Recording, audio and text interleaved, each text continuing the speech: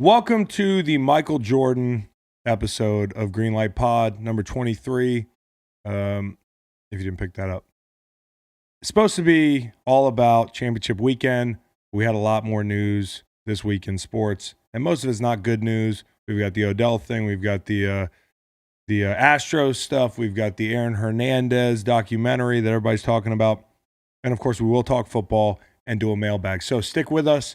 It should be a lot of fun today.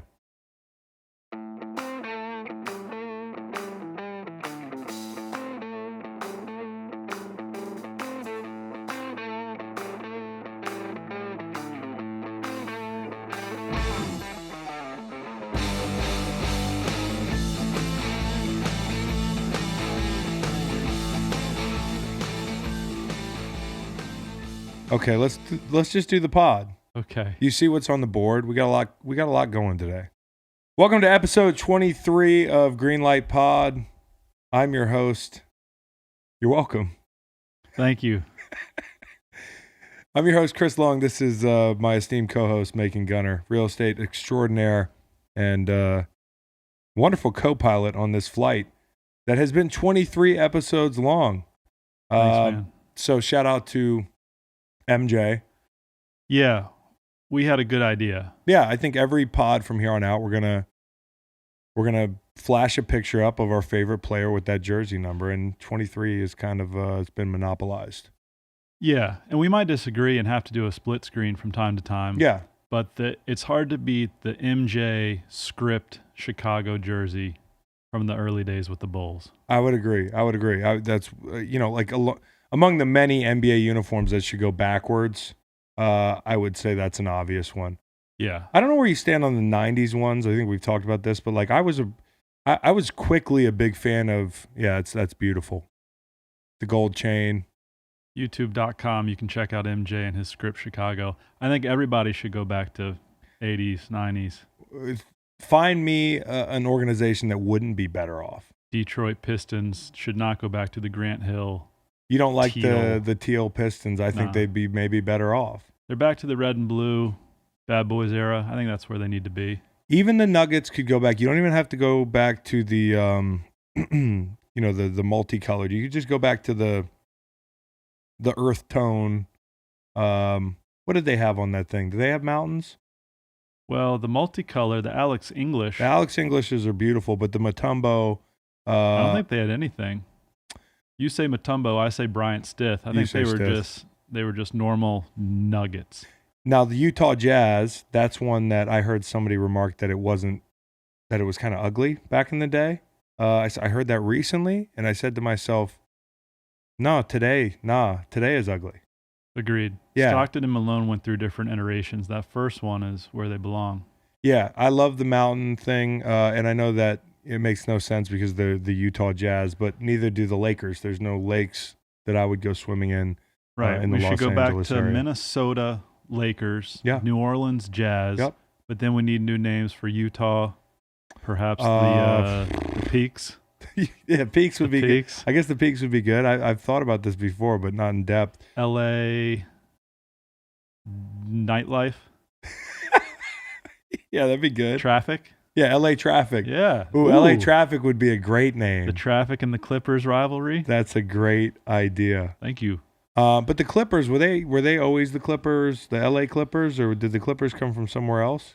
We'll need to get research on that. Yeah, we'll get the research on that. We got a packed show for you today. We're not going to spend too much time bull SHITing. That doesn't count, does it? I think you missed a T too. Yeah. However you want to do that. Okay. We're not going to spend too much time BSing at the front of the show. And for those of you listening in 2020, I'm trying to cuss less on this pod. So by my count, and this is not a scientific analysis, my cussing is down. I did the Steve Gleason congressional medal thing this week, and it was remarkable. One of the coolest things I've seen in my life. I was very thankful to get an invite to that thing. I met Steve a little over a year ago. Now it's been like a year and a half. Long admired him. Met him on the field, my last game actually, in pregame warmups. if I see a celebrity on the sideline, I do not generally go say hi to them unless I know them. I had never met Steve. I went up and just told him how much I appreciated him, and met his wonderful wife, Michelle, met his kids after the game, and kind of kept in touch with Steve. And when I got the invite to this thing, I was just blown away. And I said, I got to go. It's only 2 hours away. It's up in D.C. So I went up there. Drew Brees spoke. A number of politicians spoke who I presume actually don't get along in real life. But I guess they do that a lot for a living. They stand next to each other. They give their remarks. Only like 136 Americans have ever gotten that honor. So that's pretty cool. I think he's the first NFL player. You know, you got Jackie Robinson, Steve Gleason, somebody who has revolutionized the way we raise money for ALS and has been just a rock star. He's described as a rock star, somebody who has helped change the tide for technologies that give voice to the voiceless, folks who have been stricken with ALS for a long time. And it's amazing that Steve, somebody who's dealt with this disease for 9 years, got up there and gave a wonderful speech with the help of these technologies that he's made more available to everybody else. And terrible disease, but somebody who I really admire. Peter King asked me, because he was at the thing, he was like, what do you think about, what's so special about Steve Gleason to you? And initially, I didn't really have an answer because some people I think are just so special. It's hard to put it into a sentence. And I got to thinking about it. I said, it's the power of his mind. And obviously, he has no choice but to reflect, to write. I know he writes a lot, to save the memories that he can. But he has an incredibly powerful mind, and also is pure in intention and has the mental toughness to boot. All those things combined make him a great change maker. And, it's easy to raise money. We do it with Waterboys and all that. Like, it's easy to get people to give money. It's easy for me to give my money.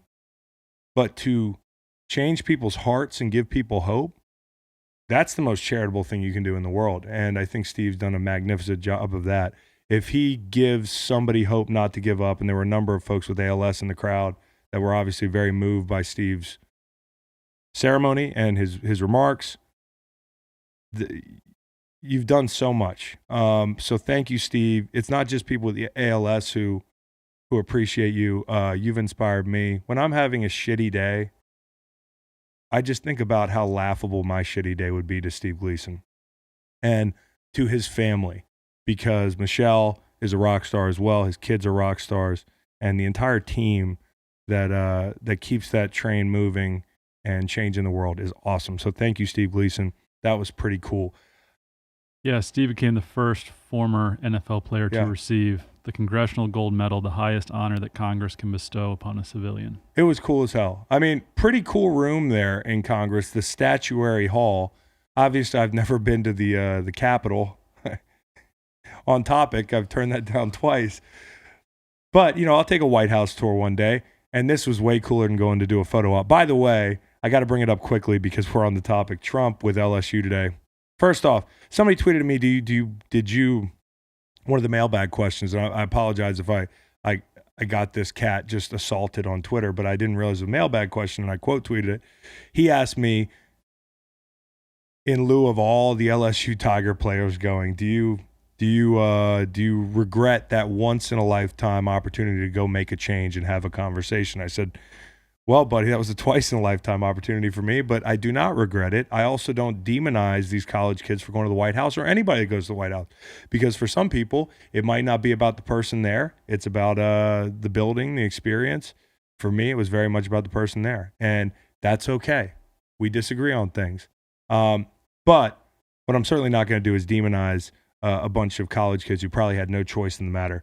What I don't like, though, is what that guy did when they got there, and he turned it into a political gain thing. I mean, he's turning around. He's addressing Joe Burrow by name. Joe looks wildly uncomfortable. He's clenching his hands the entire time. You've got a bunch of dudes not laughing at his jokes. He makes mention of, we've had good presidents, we have bad presidents. Thankfully, we have a good one now, and they're trying to impeach this son of a bitch. And I'm just like, these kids you've got a bunch of kids that probably don't agree with your politics and probably think you're a joke. And you invite them to the White House. It's not just a photo op. You're using it to get your jokes off and hope that they're laughing behind you. And he said, he made mention some twisted metaphor of how the football team would have done the same thing to the terrorists. I'm like, dude, the kids came for a fucking picture. Oh, excuse me. Can you leave them alone? Just let them take the picture. Half of them probably don't like you anyways. And if you like him, I know I probably have some people listening to this pod. I hope you change your mind. But that's the beautiful thing about America. I didn't have to go. I don't have to like him. You can like him if you see fit. I think eventually we'll be able to revisit this. You said twice in a lifetime. Could be 3. Can't rule out anything. Yeah, you can't rule out a comeback. That's right. You really can't. No tease there. On the good news front, Marcus King, the Marcus King Band, just released a new album. I learned that right before we sat down in the chair. Marcus King is one of the best young acts in music, period. I can't wait to listen to the album. Had no idea. My music shout-outs this week. Green Sky Bluegrass. I've been listening to him for a couple years, but lately I've been really into that All Access album of theirs, which is a live album. And I don't care if it's not traditional bluegrass or what have you. It's good music. My favorite song is probably Living Over, but my favorite thing they do is their live stuff. Another musical shout out, if you've never heard of Shuggie Otis, and there's an 85% chance you haven't, I'm actually going to put it at 95. Me? No, not you, the listeners. Okay. Have you heard of Shuggie Otis? No, great name. Waylon loves Shuggie Otis. Shuggie Otis is an older dude. He began playing guitar when he was 2 years old and performed professionally with his father's band at the age of 11. He would often distinguish himself with dark sunglasses and a false mustache so he could play with his dad's band at after-hour spots, and he was underage. And this dude was awesome. Like, everybody wanted to play with him back in, I guess it was like the 70s. I mean, the Stones, Quincy Jones wanted to produce an album. David Bowie wanted to work with him. And he just turned it all down and disappeared for the better part of 40 years. And it's like one of the biggest hidden what might have been stories in music. And I wouldn't be surprised if at some point, and maybe they have already, there's a documentary about this guy. He was so wildly talented. So go check out Shuggie Otis. Freedom Flight was a great album, an absolute classic. Waylon's favorite song. Sorry. No, Waylon's favorite song is Me and My Woman. Nice. Yeah. Sugar's got a son named Lucky. Does he? Lucky Otis. That's such a great name. Those are great names. I would trade my name in a heartbeat for Lucky Otis. Lucky Long. Or just Lucky Otis. Yeah. I mean, Long's a pretty cool last name, but typically we do 1 for 1 here. I see that I've downloaded one new song since we last did this. Let's hear it. Larger Than Life by the Backstreet Boys. And I'm not trying to be funny. I mean, that's legit. And the inspiration would be the UVA band playing it at JPJ. And I was like, yeah. They played it at JPJ? Yeah. I was like, man, that's good. I need to get that back in the rotation. For a second there, I didn't know what song you were talking about. And then in my brain, the hook came. Yeah, I'd play it, but we could get in trouble with YouTube if it goes longer than 5 seconds. Yeah, well, I'm glad you found some new music this week. Thanks, That's man. a good find. It's no Shuggie Otis. Might be a little dust on the bottle there. David Lee Murphy. Yep. Anyways, Shuggie did 3 albums before 21 and disappeared. So check him out. I think you'll really like some of his old stuff. He was something else. He's still with us, by the way. Yeah, well, musically he was something else back then. I don't listen to his new stuff. 66 years of age. I don't listen to. I don't know if he's got any new projects out. I'm not hip to the new stuff. But if he does tour, I'd really like to go see him. That would be on my little bucket list. Mostly instrumental album released in April 2018. There we go. titled Interfusion. That's why you're the music guy. Yep. Another thing, when you talked about a megaphone, that reminded me of another topic we have to hit is Odell. Odell. So the background is, everybody knows it at this point, the most viral video, actually, this proves the point.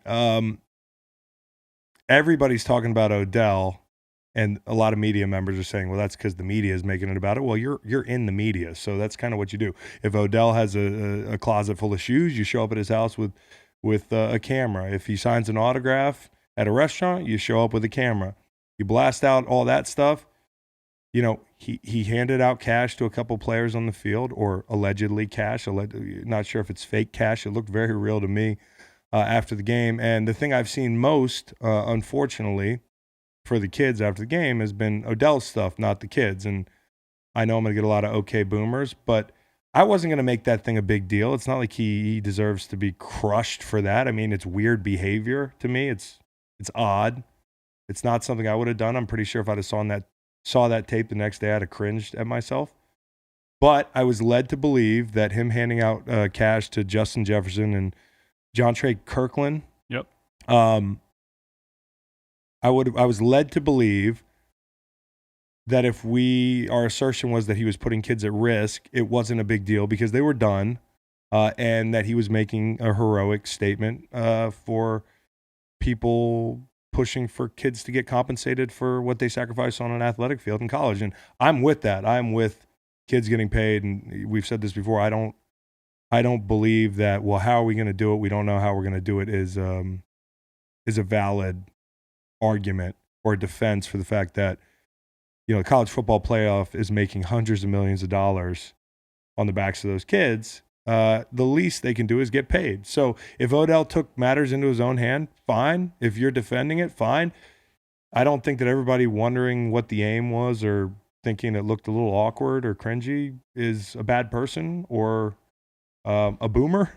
Yeah, I've seen it described as his trolling the NCAA, which in my view is great. Great. I'm with that. But there's a pattern of behavior within about a 2-hour span. There's a lot. That's cringeworthy at the very least. Yes. I mean, it's look at me in a game he was not involved in.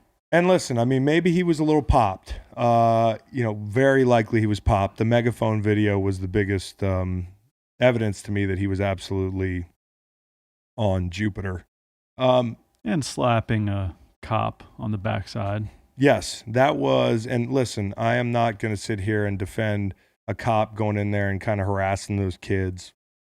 But also, like, what do you think is going to happen? It's just another thing. And like you mentioned, whether it was like talking during Coach O's speech or, you know, the megaphone thing, which was, listen, we all have bad nights, and it sucks for Odell that he has a bad night in front of hundreds of millions of people effectively with the way videos get shared. My biggest thing here is that when I looked at it, in actuality, Justin Jefferson and Jontre Kirkland are juniors, right? Jefferson's declared, but yeah, was a junior. So one's declared and one's coming back, and that was my worry. I don't mind showing up the NCAA. I'm on your side.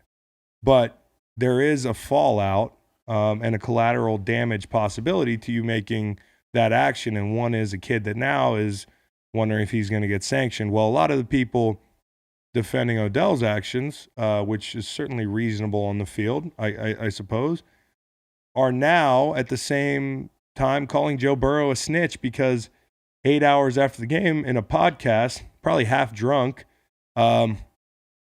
he was asked about the money, and he alluded to the fact that he got real money after the game, which is to the people defending Odell, big fucking whoop. That was the point of the exercise. And by the way, I've gone back and looked at all Joe Burrow's tweets since he was in high school, and half of his tweets are, as we discussed on the last pod, having to do with railing against that machine that reinforces the amateurism scenario perpetually. So I think if I'm Joe Burrow and I'm half asleep at 8 a.m. and I'm thinking everybody knows that's real money, I'm kind of supporting my guy, Odell. I'm part of the fight, right? That was what I was told. But now he's a snitch, according to a lot of people on my timeline. And I don't think you're very intelligent if you say he's a snitch. I guess SportsCenter snitches on the big game. It's all on camera. Like, what do you expect the kid? Like, what do you want him to do? It's not Odell's fault at all. It's all Joe Burrow's fault to some people, and that's funny to me. I'm with you. I think with perhaps a little more time, he probably wouldn't have said anything. He might have said nothing. He might have said, "Nah, yeah, of course it wasn't real." Absolutely, but at the time, in my opinion, and this is part of the important timeline, because the timeline is that Tuesday, the LSU AD Munson downplayed it as a joke. He said the bills appeared to be fake. And Wednesday, LSU released a statement saying that it might have been real. That same day, Pardon My Take came out, which was the podcast that Joe was on. So for most people, I don't know if they realize, but even with the contextual clues in the interview, I think a lot of people calling him a snitch are also reading sound bites or headlines rather than hearing the context clues that would make it obvious that the game occurred 7-8 hours ago. And this is the problem. These kids didn't get a briefing on what the talking points were. It's not like Odell probably spent 5 minutes with him like, hey, if this comes up, don't say anything. Right. At that juncture, you're thinking this is common knowledge. It was on camera. I've already seen it a million times on my timeline. So Wednesday, that pod drops, and I know this whole timeline because I'm out at 2, 3, 4 in the morning with PFT and Big Cat.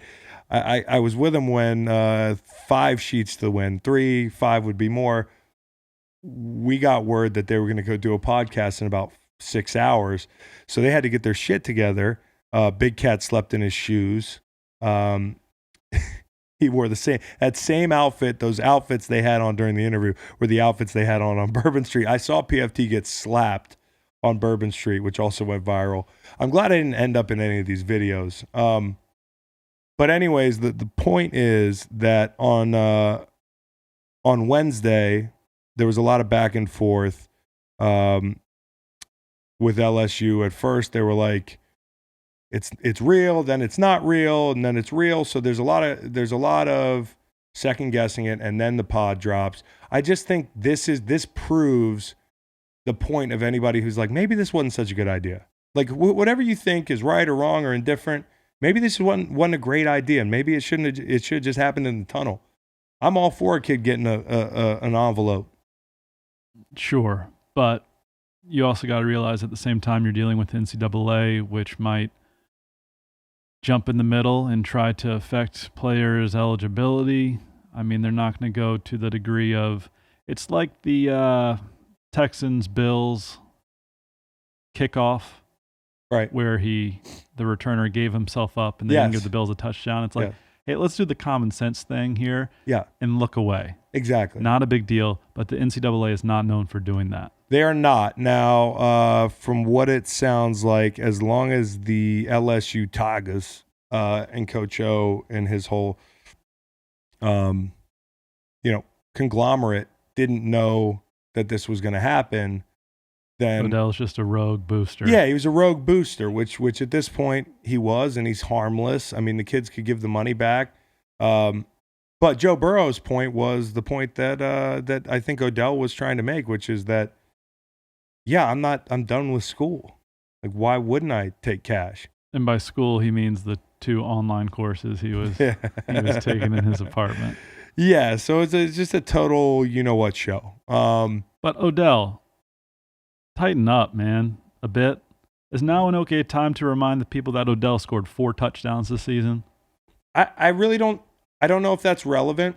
I mean, it's relevant in the conversation, but it makes no difference whether he scored 12 or 15. I probably would be reacting the same way after one of his great Giants years, which is that I get the intention. If your intention is indeed to make a statement, I'm all for that. I'm against the NCAA profiting off these kids so freely, but maybe there was a better way.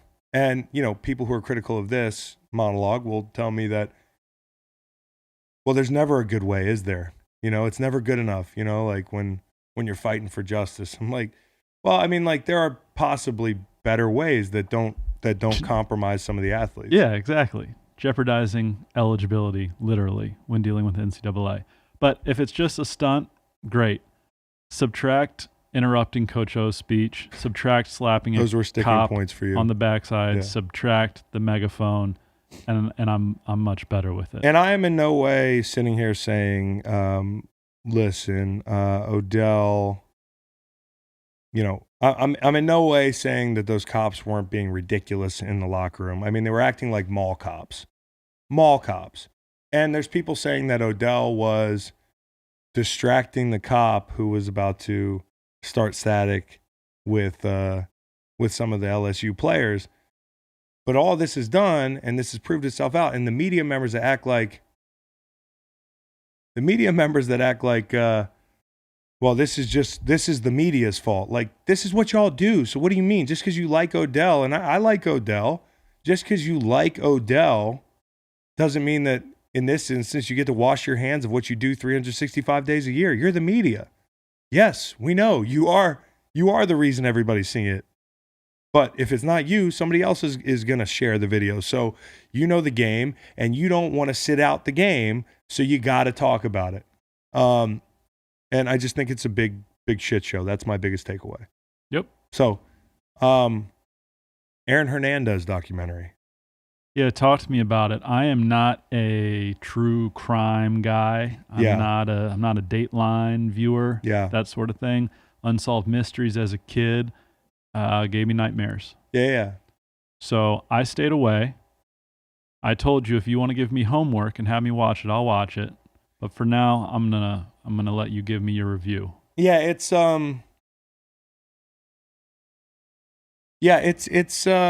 was a tough watch. It was just a tough watch because for me, it has nothing to do with watching one of my NFL peers, and we crossed over for a couple years, not on the same teams, and I didn't know him. I knew people who knew him. I still know people that knew him. Tough watch because, like any of these things, it's like when we did the was it Jeffrey Dahmer last year? They did that whole series on that thing, and you know, a lot of people are like, "Why are we glorifying this?" And why are we giving this thing credence by creating an entertainment value for this string of events? And I see that side of it, but I also see the side of it that what makes people tick, why these things happen, are important, especially in this situation because it's such an outlier. Although a lot of people would lead you to believe that we're all doomed as football players to commit mass murder and off ourselves because we got hit in the head. And I'll get to that in a moment. But it's weird. I mean, it's weird to me for a number of reasons. It's sad to me because obviously there are victims to these crimes. It's that gets lost in the shuffle a lot during this whole thing. And one scene that got driven home for me was seeing Odin Lloyd's mom just getting, like every other relative of a victim of a terrible crime, getting harassed by the news on her front porch. And just amazing that you have to go out and give a statement and all these reporters act concerned and they stick their microphone in your face. Thank you for your time. Sorry. Really sorry you're going through this. But we're going to stick a fucking microphone in your face and camp outside your house after you lost your son. Netflix, they took whoever produced this, directed, they took an ambitious stab at this thing, and I think that they fell short in some areas, but it was mostly on a production level. I heard some people that were bothered because they thought it was painting a picture where it excuses behavior. There's no excuse for his behavior, but the why is important. If we don't learn from this stuff, it's pointless. And also, it's not like the O.J. Simpson thing where, 15, 20 years later, he's committing a string of crimes of passion, it would seem. This is a guy who caught a touchdown in the Super Bowl, and in the midst of all this, he did a double murder and then went out and played all fall.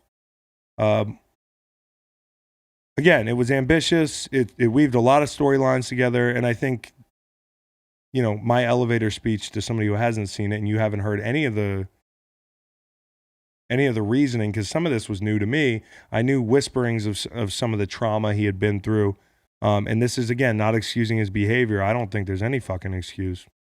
and I'm not going to make CTE an excuse either. He was a closeted homosexual in an alpha male sport, and that's unimaginably hard. I mean, like, and this is not a rumor anymore if you were taking the multiple accounts into the equation. I mean, they interviewed a fling of his at length, a friend of his late years in high school. They had a fling, and this guy spoke on it. There's also evidence that he had a jailhouse fling, and that's got to be unimaginably hard for anybody in our society, but let alone a guy playing professional football who also had an abusive father. There was mention made of an instance where the dad, who was kind of a hometown hero, they called him the King. He was a football player. He played at UConn, larger than life personality, but had a darker side. There was an instance that was made mention of him slamming his wife's head into a sink multiple times until she was unconscious. There was probably sexual abuse that his brother alluded to, probably happening to Aaron at a young age. He was probably a sociopath. I mean, you're talking about a guy that, they made mention of this in the documentary or the series. Goes to jail. He's living in a mansion. Immediately, he's booked, and he's in a 7x10, and there's no adjustment. People in the corrections facility were like, "What's up with this dude? He's just like, he's fine." As in he was at home. Yeah, he was just at home. Yeah. And there was a tremendous lack of remorse with his crimes. I mean, talk about killing Odin Lloyd, and the next day, surveillance cameras in his man cave have him playing with his friends and playing with the kids. And there was a definitely a temper there. But this was a guy who was living a double life, and also not a smart guy. I mean, he left a shell casing in his rental car and sticks of gum. Even offered the rental car lady a stick of gum before dropping the rental car off. She remembered what flavor it was. It all strung together with surveillance video and evidence that it kind of was the nail in the coffin for him. I mean, mainly the shell casing. I mean, they mentioned that they had his retro Jordan 11 footprints in the industrial complex that he dropped Odin Lloyd's body in. The footprints perfectly preserved. He had cameras in his house. He was sloppy about that. Not exactly a guy who had a plan. I mean, beyond all the family trauma he had after his dad passed. I mean, this was one of the biggest ones. His dad died in surgery, so it was sudden. And his dad was, by all accounts, his main disciplinarian. And this kid lost everything when he lost his dad. He had trauma in his life. He was suppressing his homosexuality. When his dad died, his mom took in the cousin's boyfriend. Like, they made a lot of mention of that. She engaged in a relationship with a relative's man. There was a lot going on for him. And on the sociopathic end of the spectrum, guys that played with him and talk about him, they say that you would never know it. I mean, like in the facility, and Robert Kraft was on the documentary talking about this, he said he was first class in the building. And I completely believe that, because when you hear people telling stories about what he was like there, you would have no idea. Charming, engaging, not somebody who was living a double life. Not somebody who had killed multiple people, allegedly, because he did get off on the second murder case, the double murder. There was another guy that he was alleged to have shot in the head. So this was relatively normal for him, and I wonder if this is the tip of the iceberg. If I'm a betting man, it would stand to reason that it's happened more than we know at this point. But the important part is that it's irrefutable that he did at least one of these things. And I'm not a fool. He probably did more of it. Now, one thing I took away that was interesting in this thing was when Aaron Hernandez did this, and then subsequently, a couple years later, hung himself in his jail cell. One of the first things I heard, as you often do when there's a player who exhibits any erratic behavior, goes through a tough time, or does something outlandish like this, is that it's CTE. And of course, that is that's something that's relevant in this conversation, because when his brain was donated for research, he had, I guess, the highest level of CTE for somebody at his age group ever found. Now, there's a few issues with this for me, if you're going to assign all his behavior to this. Everything I just mentioned, all the trauma. Also, the fact that there are around 1,600 players that play professional football every year. And in the game's history, I think he might be one of the only ones I can remember that actually killed somebody during his career. I don't know. Ray Caruth was done. But this guy also seemed like a sociopath. There was trauma in his life. We just always seem to go to this head trauma scapegoat, so we can easily define things. We can easily, I don't know if we're excusing his behavior or if we're just in denial that somebody could do this. Like, the thing is, in your locker room, you have no idea who you're playing with. You have no idea what's really going on at home, mentally, with your teammates at some times. And I understand that he had a lot of tau protein buildup in his head. His areas that were really important for a lot of decision-making processes in his brain were compromised. But I would also say that for every Aaron Hernandez, there's an Alan Page, and for every suicide we hear about, there's like a Jack Kemp who's, ran for president. He's deceased now, but you get the idea. I mean, there's tons of guys who are doing just fine after football. And I am not a CTE denier. It's real. Tau protein is easily observable in the brain. You can't diagnose it in the living. That's the problem. That's what makes this so insidious, is that you have no idea what's going on until they cut you open after you're and that's what makes it scary for players. But for every guy struggling after football, wondering if it's CTE, and it could be, there's also guys quietly living out really happy lives. And I know that one of the biggest alarms for people who are rightfully taking it to the NFL about sweeping head trauma under the rug and not giving a shit enough. A lot of people talk about a study where of over 200 brains, including like 111 NFL players, donated brains, that the vast majority of them had CTE. In fact, 110 out of 111 brains that were donated in that study out of the NFL sample size all had it.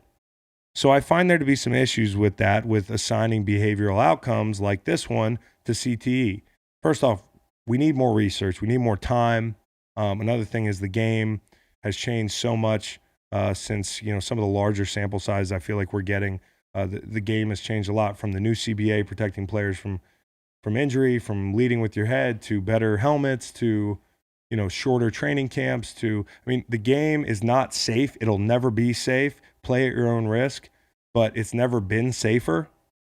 My problem is that if 110 out of 111 players had CTE observable in their brain after death, then if your assertion is that that percentage is accurate across the sample size of 1,600 players, or guys that played 5-7 years, then we should be hearing a lot more bad stories. And another thing that people are going to have a big problem with, and again, I believe in CTE. It's real. Head trauma is a problem. Football is bad for you. I'm with all that. But the NFL suicide rate is lower than the general population suicide rate. CDC did a study.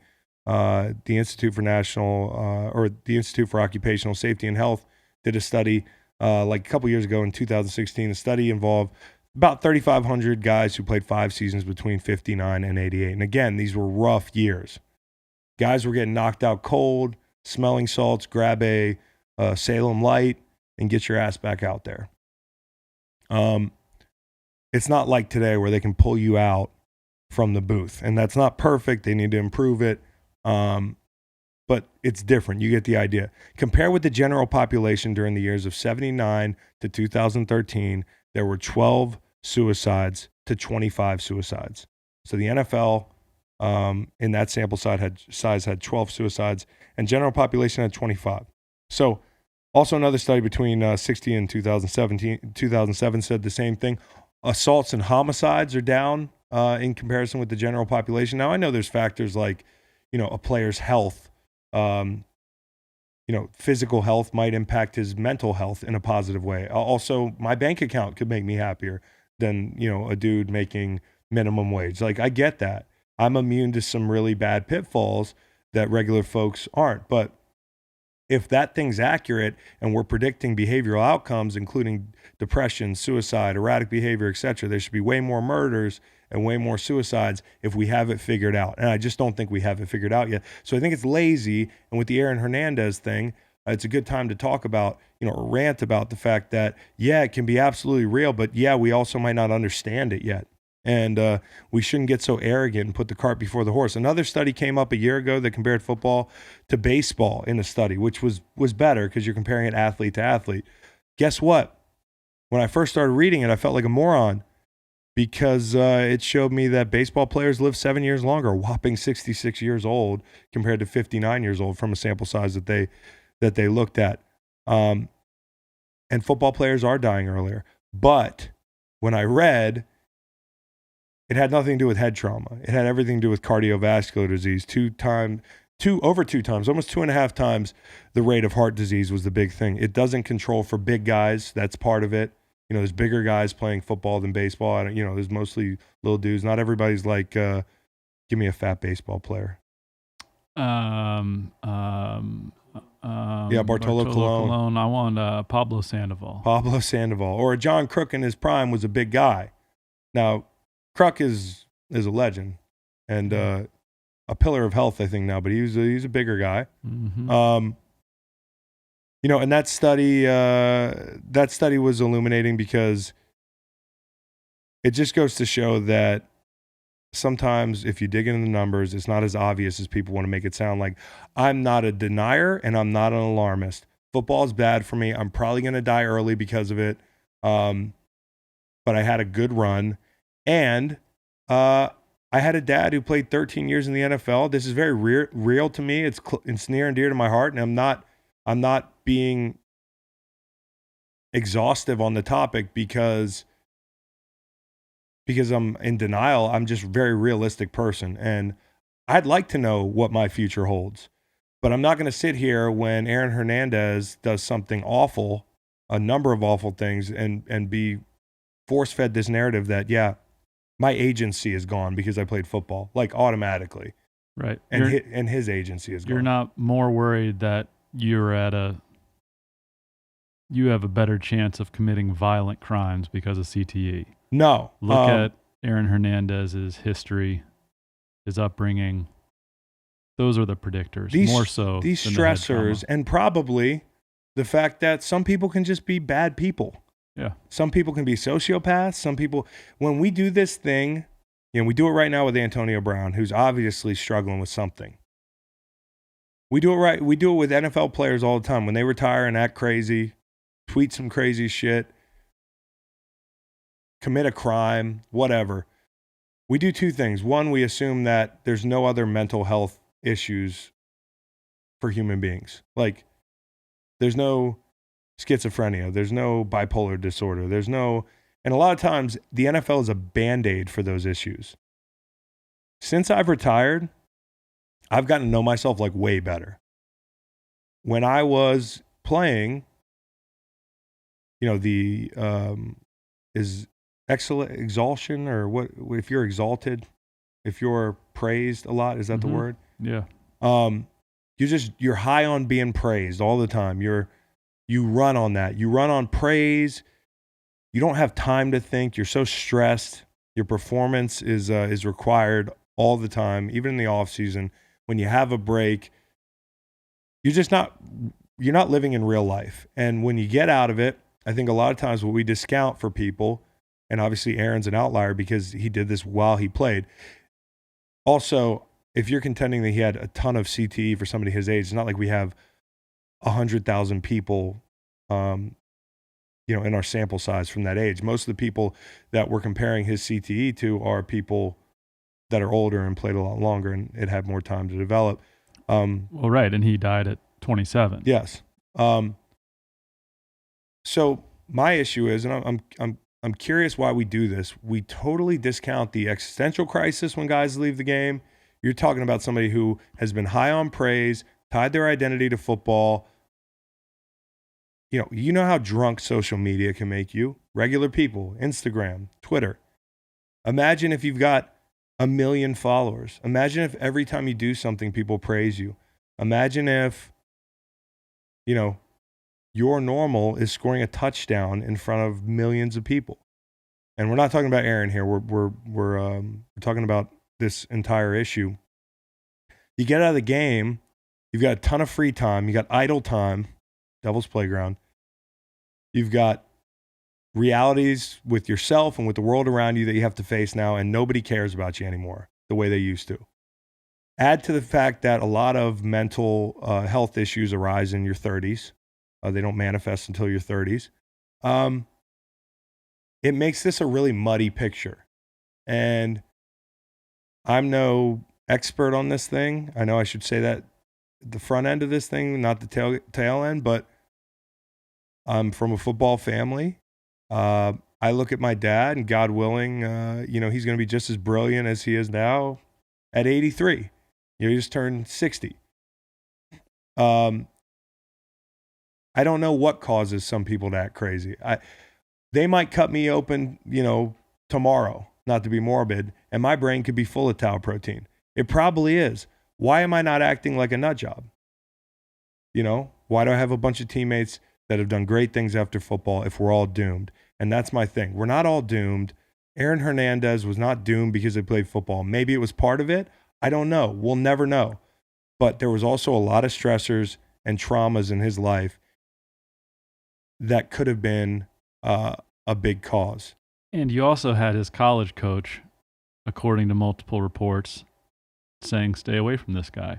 Yes. Urban Meyer told a scout reportedly back before that draft, this guy lies, he beats the system, yep. He teaches his teammates how to beat the system, yep. And I'd stay away. And then he's quoted after Belichick, a friend of his, drafts him. I have no idea why he did that. Yeah, listen, teams look the other way all the time. It's enticing because if you talk to some people, they'll tell you that Aaron Hernandez could have been the best tight end of all time. I mean, when him and Gronk came in the league, supposedly in the beginning, everybody was like, who is this Aaron Hernandez guy? Mm-hmm. How did he fall to the fourth? Well, we know why now. There was some smoke. Yep. And so, there's the Aaron part of it. On the Doc side,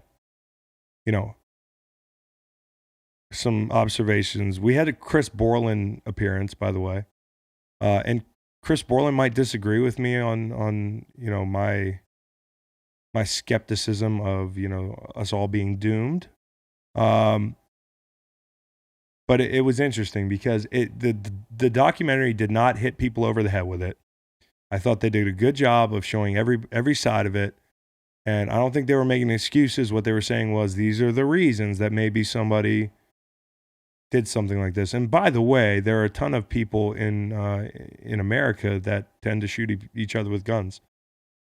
Who do not play football. They all have CTE now. I guess we got to go cut everybody open who did a murder in America. Quick aside, I used to be terrified of the whole CTE thing. It's still a very realistic concern. But when all of it came out in the middle of my career, I was also extremely stressed. I have anxiety. I've had it my whole life. Not terrible, but something I just manage. I used to have panic attacks and whatnot. When CTE came out, when everybody, the movie and all that stuff, we used to joke about it in the locker room, like, but we were joking about it because we were scared. Mm-hmm. You know, it was one of those things. And I thought about like, hey, do I want to be like Chris Borland? Do I want to walk away? And that was enticing, but I stayed because I was such a little bitch about it. I'm glad I did. But also there's a point in your career where you're like, the damage is probably done, whatever it is, and we'll never know. I won't know till later. But there was a time where I got kind of down and I got almost like, I felt like I was changing. Well, I completely discounted all the stressors in my life, like, you know, going 1-15 perpetually for half a decade, like being paid a bunch of money to go out there and perform, the pressure of that, like being just burning the candle at both ends for the better part of a decade. Football's hard. And when you add into the equation something like anxiety or whatever, it can be a self-fulfilling prophecy. I'm glad that my life, you know, I've never been happier. I've never been so like clear of thought and just emotion and part of that is the clarity that comes when you walk away from the game if you approach it right. But in the middle of my career, I was like, oh, something might be wrong with me. I'm really stressed out. Am I depressed? Is my anxiety getting worse? Well, part of your anxiety getting worse is being told on the news every day you're going to die early. Oh, and you might murder some people. Right. That's scary, and that's called a self-fulfilling prophecy if you go down that road of rumination and like, I'm fucked. So it's a complex topic. I'm not discounting all the great research. I appreciate the great research. It should continue, and the league should take it seriously. And when Paul Tagliabue's been in the news this year or this week because of the Centennial class in the Hall of Fame, a lot of people's biggest gripe is that he swept this stuff under the rug. That's not good. I mean, like, I don't appreciate that. I resent that. I resent any time the NFL sweeps it under the rug. We play at our own risk right now, but we need to make the game safer. It'll never be safe. I appreciate the research, but I'm also not going to accept the fact that I'm going to lose my mind one day. Maybe I will. No way to know. But if I'm looking at the data, we got some work to do to make this a real predictable thing. Well, and let's hope that doesn't happen. In the event it does, you can take the pod. I'll take the pod. I'd like to think I'm among a strong support system that you have. A guy like Aaron Hernandez did not have that. Yeah, no.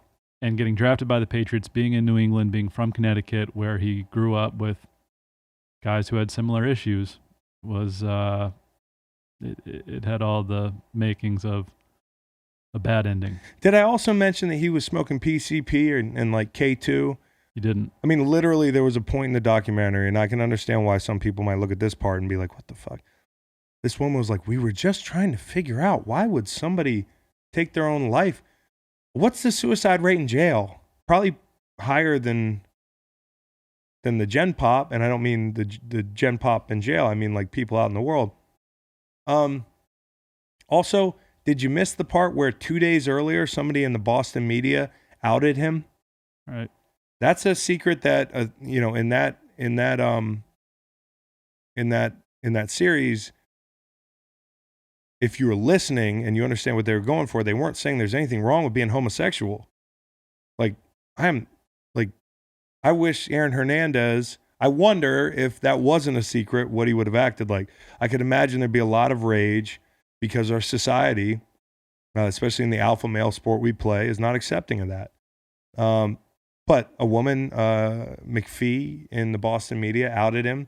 2 days later, he hangs himself in his cell.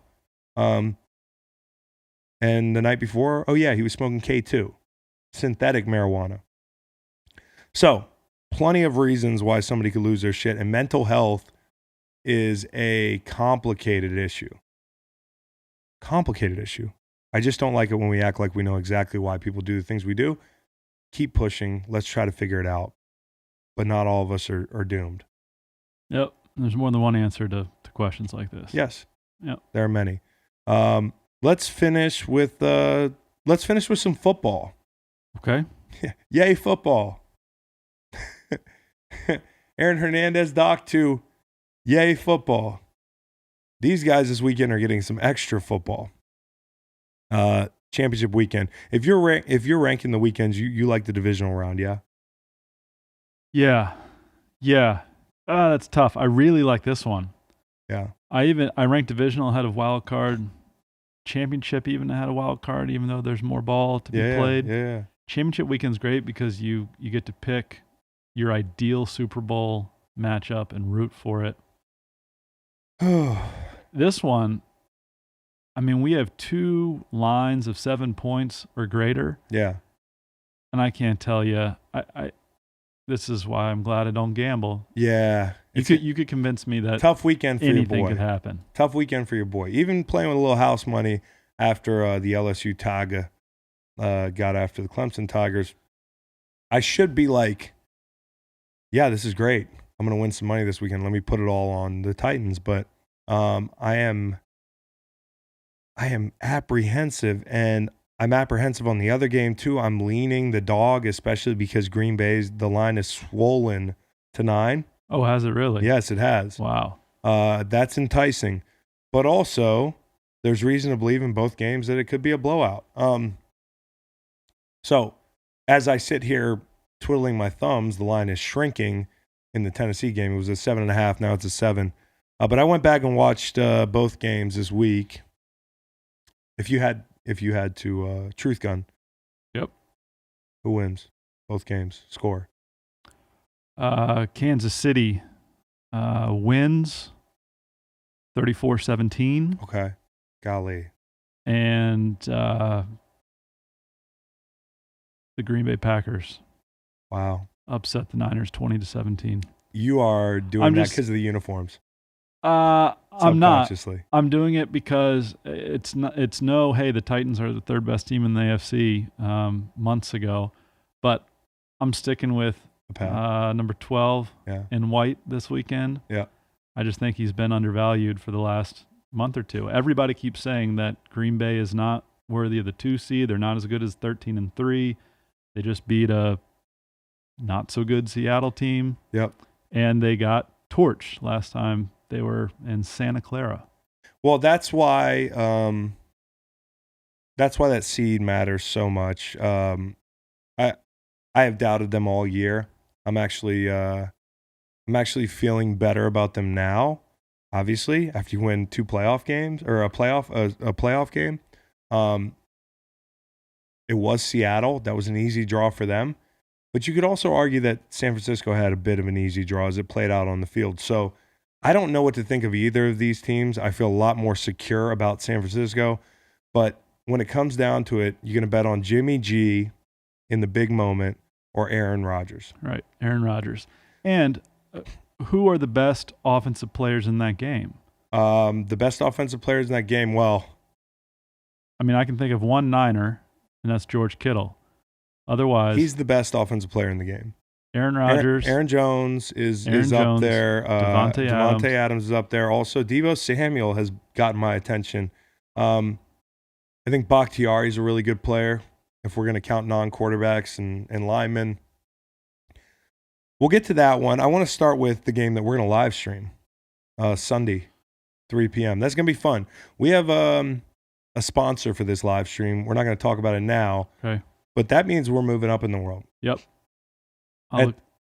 Is it a sponsor that's going to bestow upon us blessings? Crazy swag, that sort of deal? I would love some swag. Nice. So, yeah, let's try to get that worked out. Okay. When I watched the first Titans game, like, it's amazing how far these teams have come. Like, Mahomes was just coming off an injury, right? The dislocated knee. They just beaten Kirk Cousins with Matt Moore at home. That's how long ago this feels. They lost 3 of 5, and I never thought that out of those teams struggling with an injury or that kind of weren't the same, that this team would be the team to never lose again after they lost to the Titans. They have not lost since. And the Titans, of course, were 4-5 and would only lose 2 more games, and those were the Saints and the Texans. So really good runs for both teams. They've both gotten hot, 2 of the hottest teams in football. And the game was 35-32. It was a bunch of lead changes. I think it was 5. But what people might not remember about this game is the Chiefs had an opportunity to pull away early. They were up 7-0 early. They score again, make it 14-0. They had penalties in the red zone. That touchdown got called back. They settled for 10-0. In fact, they were like 7 for 65 on penalties the first half. Mahomes looked really rusty early, right? Almost threw a couple picks right off the bat. He threw into questionable windows all day, but that was one thing for the Titans. They didn't make the most of it. They didn't end up with a bunch of turnovers. He also threw some beautiful throws. If you remember the Tyreek Hill lob, which was on the far hash, and he basically threw like a fast guy fade. Far hash to the opposite pylon in like a second.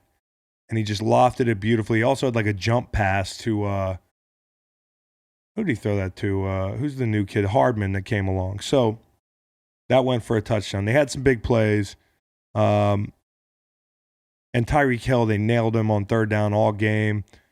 Mahomes threw the ball 17 times, like with 5 minutes into the second quarter. At the half, though, Tennessee had 15 snaps. They were outgained 254-114. They never panicked. They kept answering. That's kind of been the thing with this team. They had a fumble return for touchdowns, 53-yarder. They had a long pass play. That was it for them in the first half. But they answered when it mattered. And that was the game, of course, Lewan was apologizing for all his penalties. He had a sequence coming out of the half where it was like 3 straight. And they were backed up. And they, being tied after that abysmal half, they really needed it. They didn't get it on that first drive. Henry broke that long touchdown run. And that was actually on Chris Jones. If you look back, Chris Jones, who was the best player on the field that day, absolutely wrecked the game. And that's another important thing this weekend. Huge. When you watch that tape, he wreaked havoc. He had 2 sacks. He caused the sack. The best play of the day was not on the stat sheet. Go back and watch Frank Clark's sack. I think it was in the fourth quarter. Chris Jones picked up an interior lineman. I think it was number 64, like he was a child, and placed him right in Tannehill's lap. When I saw that play, watching film, I audibly gasped. And that doesn't happen a lot for me. And Chris Jones was at practice on Friday. He was at practice. But with these calves, they're tricky. I had one like leading up to the Super Bowl, and I was a lot older than Chris Jones at that point. But they are tricky. You can feel good one day. You test it out. They're dicey. I think that's the biggest hinge in the game is whether or not Chris Jones plays. But even that long run was on him because they had him at end and he didn't close fast enough. And I'll explain it this way. If you're backside on a play and the tackle blocks down and disappears, you got to get down the line and close that space in the new C gap, which gets widened. And guys are so worried front side with Derrick Henry. He's a one-cut runner, and he'll get downhill. And that's why the interior linemen need to be big when they play this weekend, because if you get cut on the backside or reached, you're in trouble. That guy gets going downhill in second level unabated. It's a problem. But if you'll remember, the game goes back and forth. They didn't even target A.J. Brown until the third, which was puzzling. Tannehill and the Titans are down 29-20, and I think the biggest play of the game was Tannehill on 3rd and 10, tucking the ball, running for a first down, dragging a defender. They get the ball back with like 2 minutes left, down a score, 4th and 17. They almost get it. Game's over, right? Nope. They get 3 stops. I think it was a botched field goal or a fake, right? Yep. And then Tannehill had a long run again, 2 chunk plays to tight ends, ball game. So if you're Tennessee this weekend, this is why you're hopeful looking back. I think you're hopeful because it's another game where he only threw for 180 yards. I mean, we've talked about 80 yards the first 2 playoff games. Not good enough, right? Well, 180 was good enough for him to beat the Chiefs and score 35 points. Also, you have to think about the fact that they just beat the number 1 defense and number 1 offense in the same playoff. Yeah. That's the 3rd time that's ever happened. And Tannehill's made the throws he had to make so far in the playoffs. He stood in there that first game. He got crushed. Chris Jones was killing him. Got sacked 4 times in that first game. Got sacked 4 times, got hit a bunch. And another thing you got to feel good about is Mahomes threw the ball 50 times, and they had their biggest offensive output of the season in the regular season at over 500 yards, and they still beat him. So there's a lot to There's a lot to be hopeful for. They ran 15 plays in the first half, and they still were tied. Like, they're not going to play that poorly this weekend. They had touchdown drives of 73, 74, 75, and 61. They ran for 225. That's the key. If Chris Jones is out, that's only going to get worse. I know we've talked about this with Derrick Henry. It's unprecedented the way they continue to ride him. I mean, he's got to live in a cold bath. Yeah, well, yeah. What else are they going to do? But you know what's cool about him though is you're in burn the ships mode. I mean, like, what does it matter if he's tired the next? I mean, like, you've got 2 weeks here. You win this game. That 2 weeks in a playoff run is magic for your body. I've got a question for you. Yeah. 4 teams left. Yeah. Fantasy draft. Yeah. Number 1 overall pick. Who are you taking? Is it PRP league? I'm not saying fantasy football. I'm saying you get to pick one player. Well, non-quarterback. No, anybody. Oh, Pat Mahomes. Okay. And is Derrick Henry 2? Is Aaron Rodgers 2? I'm taking quarterbacks the whole time, right? You're taking Tannehill over Derrick Henry? Well, no. Okay, so hypothetically, you can take an offensive player, defensive player, okay, so if I want. took Pat Mahomes first, I have a quarterback. Oh, man. I'm just saying overall, I think some people would take Derrick Henry right now as the... Over whom? Everybody. That's insane. I agree. I would do Mahomes too, but I think there's a case to be made. Right? I'm just saying. Yeah. To start. Yeah. Pat Mahomes is the best player left in the playoffs. That touches the ball with regularity. Okay, but Derrick Henry touches it every single play. He could, but a lot of that is predicated on now the Ravens loaded the box and that didn't do much for him. You still need somebody under center.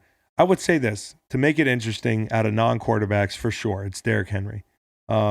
Who's after that? Kittle? Kelsey? Kittle is 2 for me. That's a good call. So there's a lot of reasons to be hopeful. The Chiefs are 10-1 this year when scoring 26 points or more. This was the one game. And that might be, depending on how you look at it. Another thing they should be hopeful about is our guy, Juan Thornhill, is out.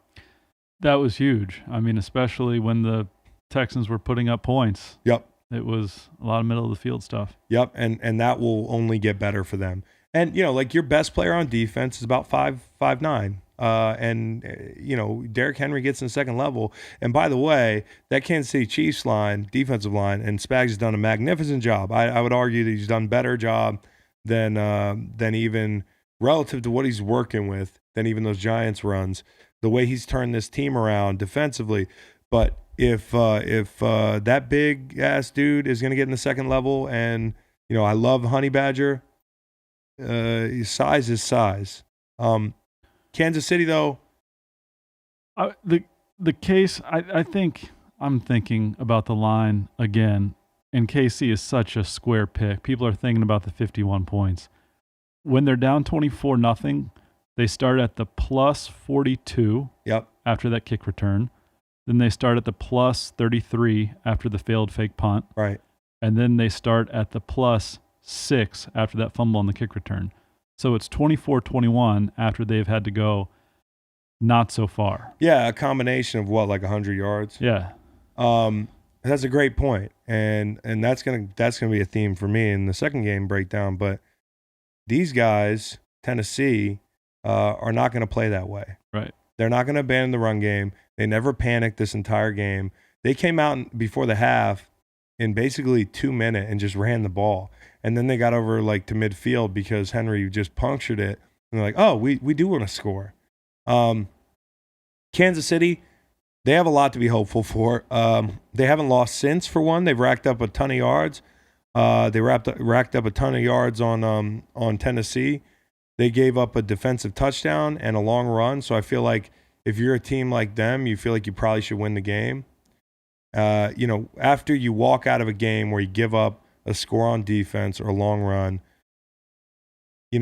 coaches usually on Monday are like, guys, we're right there. We did X and Y, and we still almost won. And that's true, more so on the fumble return for a touchdown on Williams on the Williams run. But the thing that makes Henry special on this topic is he's not just Marshawn Lynch. He can do home run shit too. I mean, his stride for being 6'4" is why he runs away from people. And he gets out in the open field, and it's pretty impressive.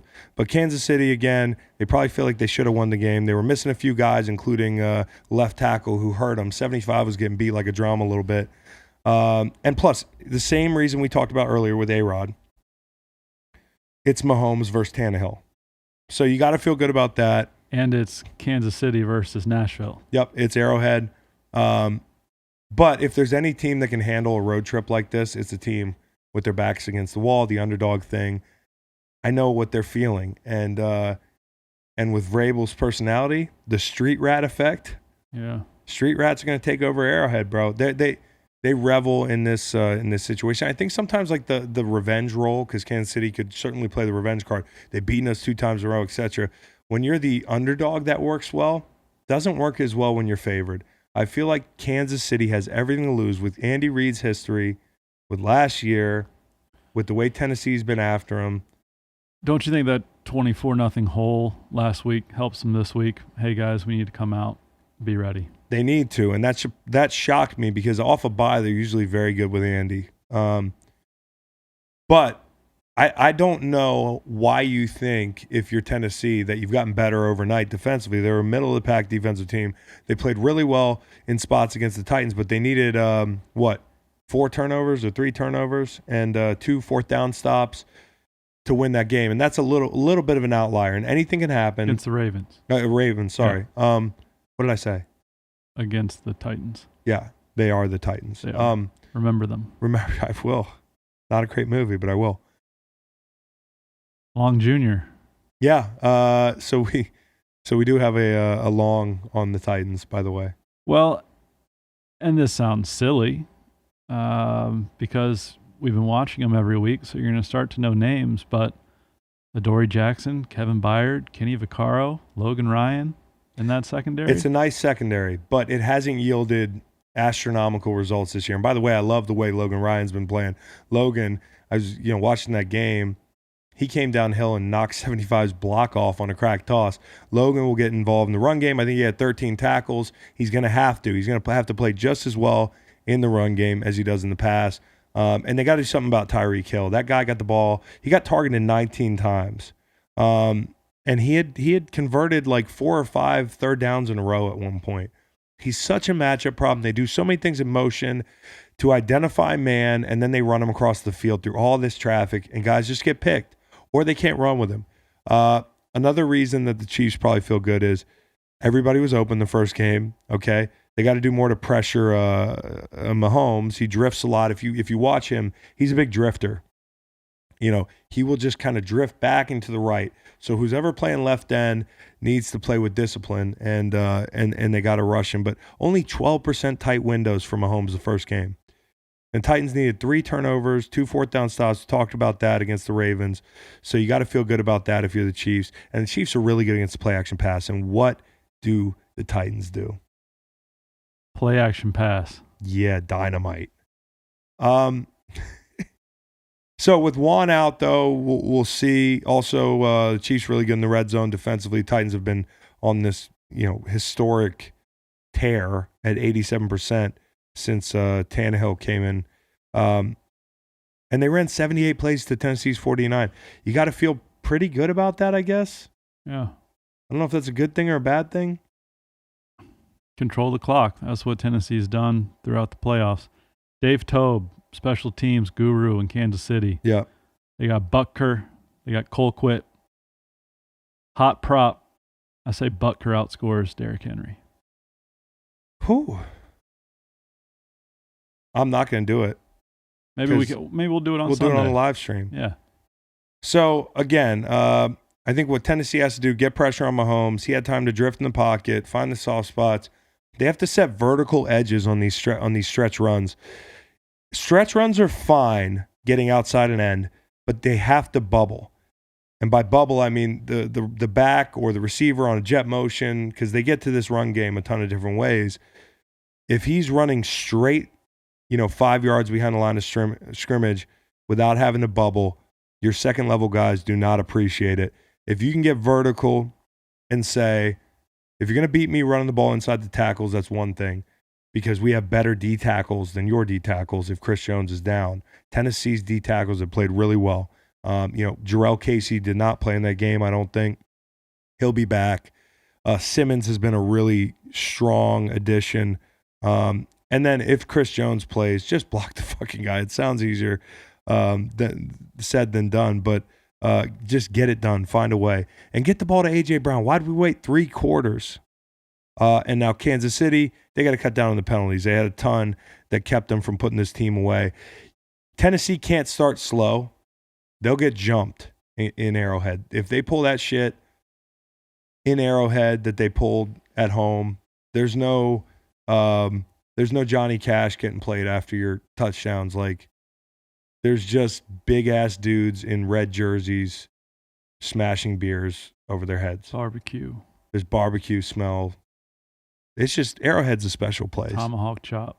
Yes, I love it. Careful. I love Arrowhead. Okay, yeah, careful. They'll score, but can Tennessee kick field goals? That's a big one. Yeah. All they've done is, the kicker they signed week 16 has not attempted a field goal. Yeah, Greg Joseph, not familiar with his work. Not me neither. That's probably why he hasn't attempted a field goal. So I think if I'm going to do a score and you went 34-17, I'll go 30. I don't want to use the same total. You may. I'll go 34-28. Chiefs. Yes? Tight. Titans to the Super Bowl. Yep. Okay. Wow. Okay. Yeah. Let's see what happens. Well, what needs to happen for 34 points? I mean, is that Derrick Henry? Is that a defensive score like they had the first time? I think when you looked at that first game, Tannehill led him on his 3rd game-winning drive in 4 weeks. This was the game that solidified that he was real, at least in this system. He's going to need to play better than he did even the first game. Everything they did was like underneath to Jonnu Smith or tight ends. They're going to have to get A.J. Brown involved. He's going to have a big day. They have to take advantage of Juan Thornhill being out. You're going to need a couple big plays, and you're going to need to continue to pound the rock. Derrick Henry's going to have to run for 150 yards for them to win. If he runs for 150 yards, I think they're going to win. I just can't believe this run that he's had. Thought it'd be over 2 weeks ago, certainly last week. Banking on it this week. Guy wore white after Labor Day. You think he gives a fuck?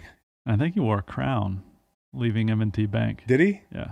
He doesn't give a fuck. Nah. It's like Joe Burrow with a cigar. The 2 swaggiest people in America right now, Joe Burrow, Derrick Henry. Yep. They got the world by the balls. Pretty cool being those guys right now. I can only imagine. Now, in the other game, it got ugly, right? The first time around. It was like 37-8 or something like Correct. that. Was that 37-8? Yep. Bottom line for the Packers, I watched the first half and turned it off. That's all I needed to see. They got jumped on the road. It's that simple. They were down 20-0 at the half. Things slowly fell apart. You had like the first drive, sack fumble. Episode number 23-0 at the half. Yeah. Was it 23-0? Yeah. So no big deal. So 3 scores at the half, which if you're not the Chiefs, that's kind of not how you want to play. But things fell apart. You had multiple opportunities. You had the sack fumble on the first drive. And the funny thing about the first drive was they came out and they had a couple good plays. Like right off the bat, they're at midfield on an Adams reception on the left sideline, and he bumps the corner. Like, yeah, motherfucker. And right. And they're like, yeah. taunting. I remember that. So they back him up. Then you get the sack fumble. They get the ball in 2. Bosa recovers the ball. They go in and score. So it's 7-0.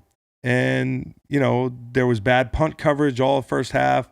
They couldn't flip the field. Niners had great starting positions. They couldn't even – there was a botched snap, a possession later. Ball's kicking around. Bunch of people have an opportunity to get it. They can't fall on that. So they didn't get any breaks. And again, they have the ball at midfield like 3 times in the first quarter, it felt like. And they couldn't get over it. It's 10-0 before you can blink. They have an opportunity in plus territory at the 28. Go for it on 4th and 1, down 10-0. They go for it. They get stuffed, and then they have San Francisco pinned and another punt. They have San Francisco punting basically out of their end zone, and instead of getting the ball at midfield, the coverage is great. 30-yard line. They just couldn't get a break. Give up a sack to Armstead, who's been great, and I remember people calling him a bust. He has absolutely balled out. Really happy for him. Adding him inside to Buckner, I mean, him coming along makes them. He's the domino for me, because coming into the year, you might say if you were stuck on the narrative of him being a bust, you've got this great D line, but there's one lesser part in the sum, and he has not been a lesser part. He's been a dominant force. And honestly, when they played the first time, I'm not worried about the tackles. If Balaga's healthy, he left the game at one point, and that's when the wheels really fell off. Balaga being healthy, Bakhtiari, I'm not worried about the edge guys. I'm really not. The guys I worry about are inside, and that's what you got to keep an eye on. But they gave up a sack to 91. They end up tightening up the next possession. Kittle starts getting involved, 13-0. You're okay right now. You've played like shit, but you're backed up. You try to get points. You give the Niners back, and the Niners aren't even trying to score. They run the ball twice. They get 2 chunk plays, and they're like, all right, let's make this thing like 20-0. And at that point, they hit Samuel. They give him free access, about 50 yards, touchdown. It's over. So that's what you can't have happen. You're on the road. You're not a team that's built to play from behind. You're not the Packers of old. You have to lean on your defense and play complementary football. 1 of 15 on third downs. Terrible. 2.8 yards of play on 70 snaps. San Francisco had 45 snaps. And that was the lowest yards per play and points of the season for the Packers, and the lowest yards per attempt for Rodgers ever. 104 yards on 33 passes. Wild. So really wild. And I thought when I watched him, he looked off. I mean, San Francisco also blitzed him 31% of the time. That's the highest all year. Well, second highest all year for them. They blitzed the Saints more. And when you look at it, I guess that's, to me, saying that if we speed up Aaron's clock, he's not going to be looking downfield. We're not afraid of the weapons, and I don't blame him outside of Adams. And I guess the same thing. They blitz the Saints a bunch. I mean, the common thread there is that there's probably not a lot of people that scare you outside of Mike Thomas and Kamara. I mean, they have better weapons in New Orleans, but 2 really good offensive lines, right? So the Niners, it's going to be interesting to see, how they play them. Do they bring pressure? That was 10 percentage points higher than all year. I don't think they're afraid of these guys at all, and I think they expect to roll them again. But Aaron was off all day, and it felt like everything was either really underneath or a deep shot, and the coverage was great outside. He missed some real intermediate chunk plays that if he takes what he's given this week, and I think part of that is not pressing and not being down 2-3 scores early, then you take what you can get and you move the ball. So yeah, if I'm Green Bay, I'm hopeful because Aaron Rodgers is not going to do this twice, right? That's what we got to bank on. Right. Throw it to Jamal Williams. Jamal. Aaron had some confidence about him this week. He does, and that's really palpable. I mean, since this game, they've reeled off 6 straight. Right. He's got a nice mix of the chip and his swagger back. And to be honest, that looked more like Aaron Rodgers last week. And I know it was the Seahawks, and they're abhorrent at the second level. But again, you've got to figure another team that we talked about, the Chiefs just a second ago. They had a bunch of plays. Packers had 75 plays, as you mentioned. 1 of 15 on third down, as you mentioned. And that will improve. San Francisco only had 16 first downs, the second lowest of the season. Yeah. So if you looked at Green Bay. Yeah, if you looked at that first half, really San Francisco until that drive at the end that they put it away early, there were 2 plays. There was the sack fumble, and there was a chunk run that put them into a field goal range. It was 10-0 for an eternity, and Green Bay just couldn't move it. Jimmy G's passer rating was a career high. Does that happen like twice? Like, are you banking on that? Now, it's not going to be a 30-point difference if he has a bad day, but if you remember last week, he only threw a handful of passes after that bad pick to Kendricks. Yep. So I think Zadarius Smith and Preston are not Hunter and Griffin in a good way. You're not going to be able to just line up, head up on them and move them. That scheme is better. I don't know about some of the guys up front besides those guys, because my biggest concern with Green Bay all year has been kind of soft up front. Zadarius. Yeah. Zadarius. Is he fucking awesome or what? 2 sacks at halftime last week. Yeah. And my bold prediction was 3 for the ball game. Couldn't get the Hattie. Couldn't get it. I was watching like every snap. Just come on. I have a long shot bet with Bet America that he has a multi-sack game this week, which is not far-fetched. I mean, he's done it a lot this year. Somebody in Mailbag asked me a good question about if I could go and be any football player for a day, who I would be. Not to get the Mailbag started. Chase, if you could wake up and be any other football player from any time period for an entire season in their prime, who would you be and why? I don't know. Who would you be? Any football player in any season. So that's your answer, that you would just like to be any football player in any season, which makes sense. I'm repeating the question to give myself more time. This year, I might want to be Zadarius Smith. I respect his game so fucking much. He doesn't get the hype. He's starting to, but he's a complete football player, and he can rush all up and down the line. And he's just got this nasty streak to him. I'll be Derrick Henry this year. That'd be pretty cool. That would be pretty cool. Invincible. Absolutely invincible. Another mailbag question. Let's get right into the mailbag. Okay. They got to do score on Oh yeah, my score. Now the Niners are going to win this game, okay? I mean, that's a smart pick. I have Pack 20-17. Wow. Okay, I've got Niners 26 and I've got Packers 21. Okay. Which hits the over. Pack cover. Yeah. Okay. Which hits the over.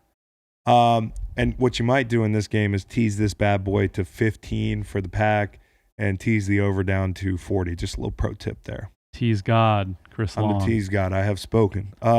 Let's do the mailbag real quick and get out of here. Sweep the Leg asks, do you have a shelter or bunker ready for when the robots take over? I don't. And I have a few locations that I've discussed with my family, but giving them out on the pod would be, because if you give out your bunker location, then everybody shows up when the shit hits the fan. They're like, hey. Including the bots. Jake Hatcher asks, how pissed would you be if that Eagles team lost to the Pats in the Super Bowl and found out later they cheated somehow, like Dodgers are finding out about Astros? So the latest on this is the buzzer thing. Is that the buzzer is the latest. And if the buzzer thing is true, that they're getting buzzed about off-speed pitches, burn it to the ground. Yeah, but how is a buzzer, and I think this is awful, I think their World Series should be vacated. Yes. In general, I mean, just for the trash can thing. I mean, you're using electronics. I'm a baseball watcher, but I'm not a baseball expert. Camera in center field, go into a room in the hallway, banging on the trash can when off-speed pitches are coming. Yeah. The buzzer, for some reason, makes that even worse for me, but baseball's in a tricky spot. How are you getting new fans? I mean, baseball fans have been fans for life. Yeah. I mean, they're on the verge of being relegated to great sport, but it doesn't have widespread popularity. They're about to be hockey. I would argue hockey's much more exciting and fun and watchable than baseball. Well, personally, I would agree with you. Yeah. But I'm just saying, if now the games are fixed, it's not like you were. And that's why I think that no matter what that investigation yielded, I could see the MLB looking the other way on the buzzer portion. They've said that there was no evidence. Right, they already have. But you have Altuve. Right. No, don't take my shirt off. And I'm supposed to believe with all this smoke that he just wants to be modest. That's the story. Well, and then before putting on the championship shirt, he runs into the dugout. And here's the video if you're watching on YouTube. Yeah. He's saying, no, do not rip off my jersey. I'm wearing the buzzer device. Is that what what the... I mean, pretty much. What do you think he's saying there? No. I got the thing in my shirt. Yeah. It's not a nipple. No. Not It's not a titty. It's just it's my buzzer.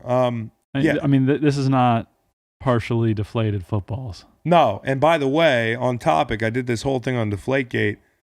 After you righted that wrong at halftime in Indy, they went out and torched Indy in the second half and then beat one of the greatest defenses of all time. A series of big third downs on Tom Brady's back in that Super Bowl. So Deflategate, I'm not moved by that. Astros have fired their manager. Red Sox have fired their manager. Mets have fired their manager. The organizations aren't taking it lightly. Well, they have to. They can't. And they're with all these stupid unwritten rules in baseball, everything baseball players complain about. He looked at me after he hit the ball. You big old hypocrites. Yeah. Y'all are cheating. Bunch of cheaters. You think you know somebody. I spent a night out with Bregman. I hate to say this guy. I love Bregman. He was so cool. And I still think he's a cool guy. But if he's a cheater, he shouldn't have his ring. Yes. None of them. No. Because guys got paid off of this. Like, think of the ramifications. The ramifications are huge. Miles. Yeah, and then you have to wonder about the Red Sox World Series too. But you know what? The most frustrating part of that, and it's hard for you to say, right? Because you're a Sox fan. Remember that night when we partied after the Sox finally won? 2004. If I was on one of the other teams they beat, I'd be like, yeah, take it away from them, but I don't want the ring. Like, there's nothing, like, that's the worst part. It wouldn't even feel like a championship. You can't go back and have the parade. Right. Imagine cheating like that and then doing the whole parade. I know. I know. That's sociopathic behavior. Best thing I saw on the internet was the Astros logo with, instead of the star, an asterisk. It's a good looking logo too. They let J.J. Watt down. They did. They let J.J. Watt down. They let George Bush Sr. down. That old man wheeled out there, and you let him down. You should be ashamed of yourselves. What's next? Danny Cage. Oh, shout out to Danny Cage. Asks, your favorite pro wrestler as a kid? Yeah, that would be Stone Cold Steve Austin. I really loved when he used to stun the entire McMahon family. How about now? Oh, how about now? That would be probably nobody. Do you know Danny Cage? Yeah, I know him from Twitter. So are we plugging his... Let's plug his Monster Factory. at 4 Monster Factory, owned by the handsome and stunning Danny Cage. So shout out to Danny Cage. Next question comes to us. Yeah. In my inbox. Yeah. From Sean Brennan. Yeah. With the success of the 49ers and Titans making their respective conference championship games, do you think the NFL is going to move toward a more run-based ground and pound style of football?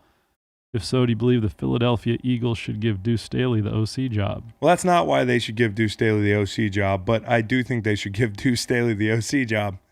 Unless you can get, I don't know, there's guys out there, but if you're looking for a guy in your organization, I think Deuce Staley's going to make a tremendous head coach one day, hopefully. And I know we did the Rooney Rule thing yesterday, and I got a couple nice comments, a couple mean comments. Deuce Staley's a good football coach, was a really good player. I think that the Niners and Titans making their runs goes to show you that if you throw a wrinkle into current trends, you can outmaneuver some of these rosters that are built for speed and finesse. There are still throwback teams, and it's a matchup thing. It just depends. You know, in the Niners, they have a scheme, and the Titans, they have a special player. So unless they're going to clone a bunch of Kyle Shanahans or a bunch of Derrick Henrys, I don't think, the Jacksonville Jaguars are going to run out there and try to revamp their whole offense accordingly. But if you have something special, you can lean into it from an identity standpoint. Well, we can add Matt LaFleur to that. I mean, before the season, it was, can Aaron Rodgers deal with this run-based scheme that he's going to implement? Yep. Matt LaFleur, also Kyle Shanahan, best buddies. Yep, and McVay. But ironically, McVay caught shit, and they were all in Washington. McVay caught shit for not running the ball enough with Todd, and then, most famously, 28-3. Kyle Shanahan forgot to run the football at the end of the game, but that was good for your boy. Macon from Charlottesville asks, can you say the word parody without spelling it? Parody. Nice. Wasn't sure. You were on a heater of spelling the word parody whenever you said it. I love spelling the word parody. Favorite walk out, walk up song. How about you? That's from, I don't know how to say that. With no time to prepare for that question, I'm going to say Larger Than Life by the Backstreet Boys as I walk out. Oh, man. That's pretty good. I have to think about mine, but I used to really like the DMX intro from It Is Dark and Hell Is Hot. I forget who I saw walk into that at like an MMA match or a boxing match, and I was like, holy shit, that guy's about to win. Hardest thing I've ever had to tell a teammate. I played tennis. Never had a teammate. So I was really having to talk to myself, a lot of self-talk. And it was, hey, man, you don't have it today. That's the hardest thing I probably ever had to say. That's good. I've never had to tell a teammate something awful, I don't think. Let me jog my memory. We'll table that one. If we had to save our species like that Galapagos turtle did recently, who would you select to do the job and why? All right. Who would you select? To repopulate our species. That's a trap question. I'm not afraid to talk about You pick a white guy, you're kind of saying I want everybody to be white. Oh, golly day. That's the trap there. Okay. I'm staying out. Go ahead. Who's yours? I'm